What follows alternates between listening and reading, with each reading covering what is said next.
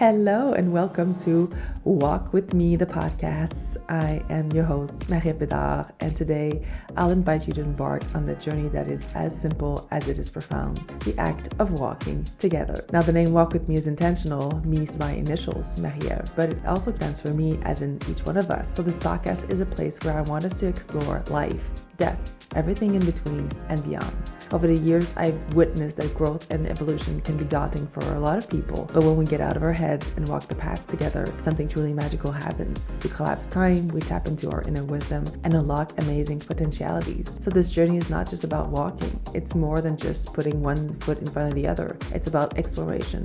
It's about the deep connections we form with ourselves, with others, and with the world around us as we move through life. So together, we'll dive into the discoveries of science, the teachings of the heart, and the revelations of the soul. From the frequency of the Black Forest and journey where I live, I'll be added some sacred feminine wisdom and collective consciousness. We'll explore how everything shapes our lives and our path. So lace up your shoes and let's walk together on this path of growth and evolution.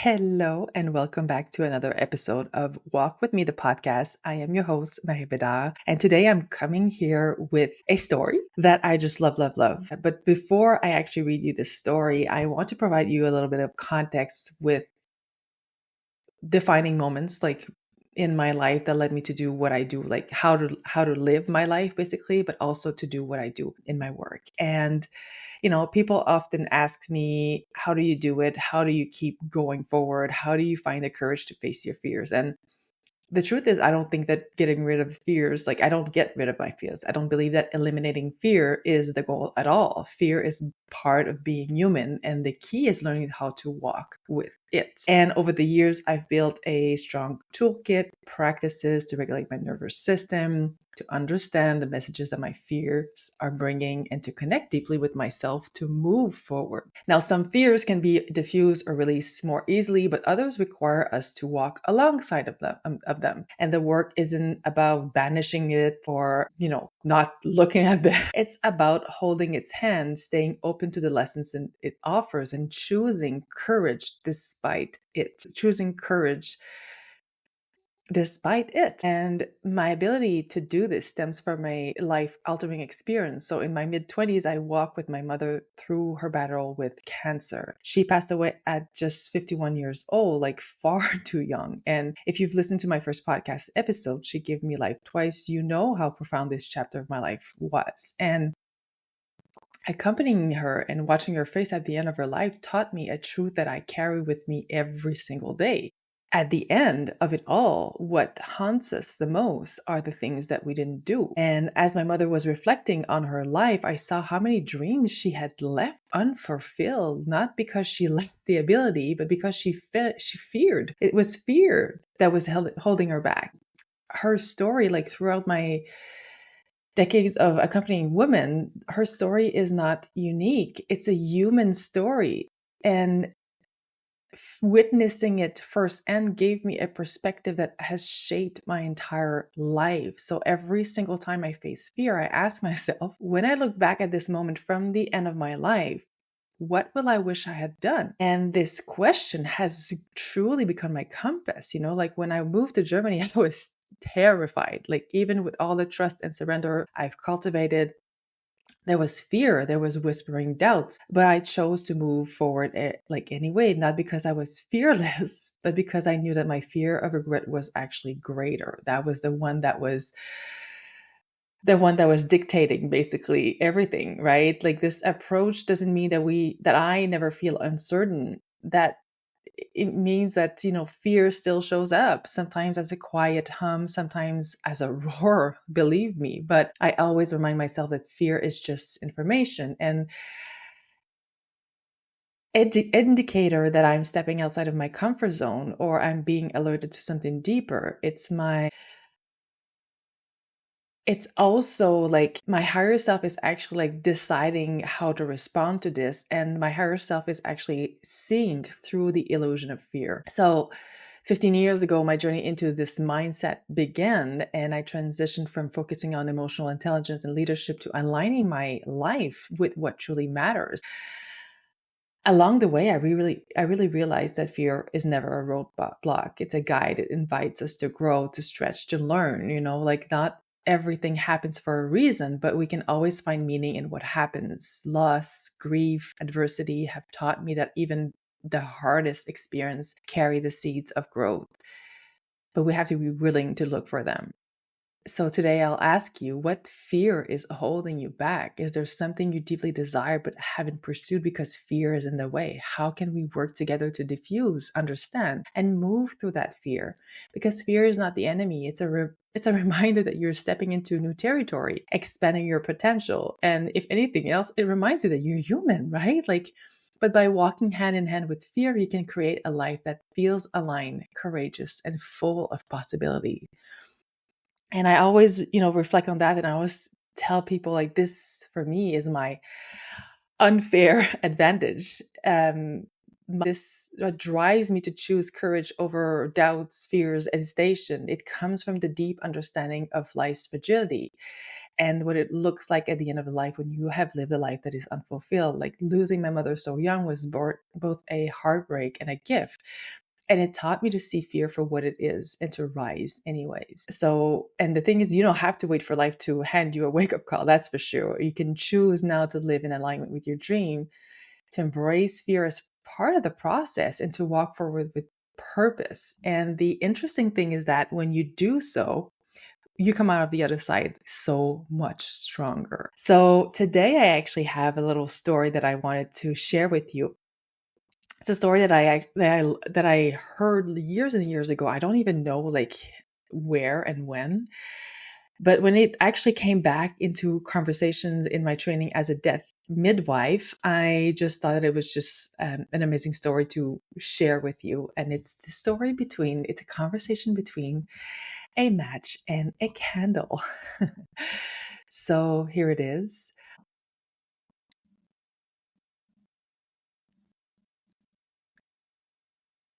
The room was silent, wrapped in the hush of unlit space.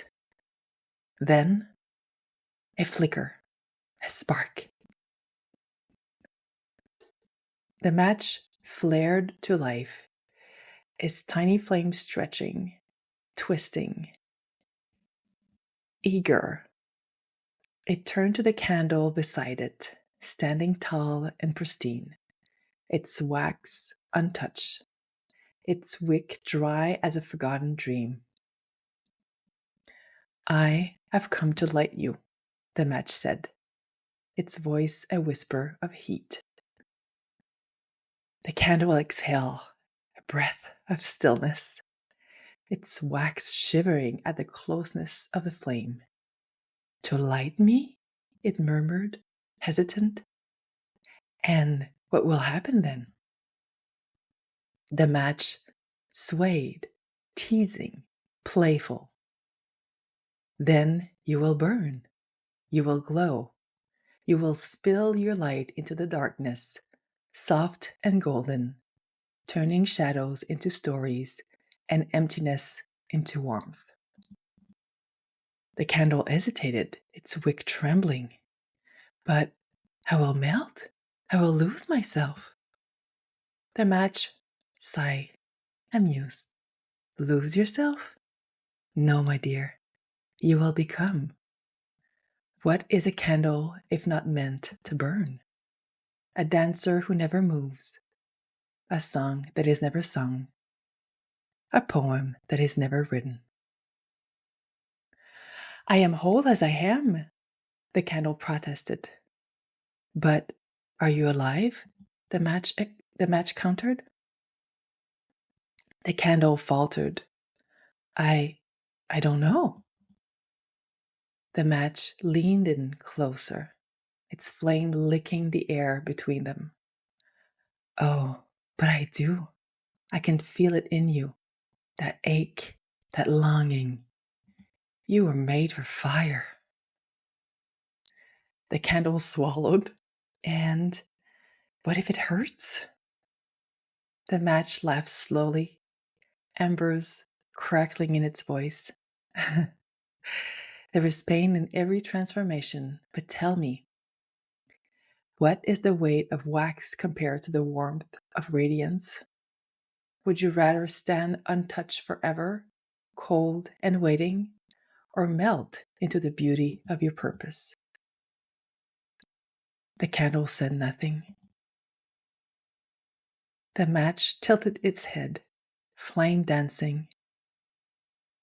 Do you not crave the feeling of heat curling around you? The way the fire will kiss your wick, slow and gentle at first, then wild, hungry, unstoppable. Do you not wish to feel yourself soften, surrender, spill into something greater? The candle shivered. You make it sound so intoxicating. The match grinned, because it is. But when the wax is gone, when I have given all of myself, the candle says, the match glow pulse with knowing, then you will not be gone. You will have become something eternal. Your flame will live on in the hearts of those who have seen your light. You will leave warmth in their palms, stories in their bones. You will not end. You will be remembered. The candle's wick quickened. Its wax felt tight, unlit, yearning. Are you sure? The candle asked, voice thin, barely a whisper. I have never been more certain, the match murmured. I was made for you, and you were made for this. A long pause. The flame flickered. The wick leaned closer. Then, finally, the candle gasped. Oh, just light me already. And so the match did. The flame leaped, catching, consuming. The wick drank deeply, igniting in a golden bloom. The candle gasped, trembling as heat wrapped around it, melted into it, filled every inch of its being. It did not fight. It did not hold back. It let go. The match, now spent, gave a final whisper before fading into amber and ash. See, you were never meant to be unlit. The candle, now ablaze with knowing, flickered, stretched, and smiled into the night.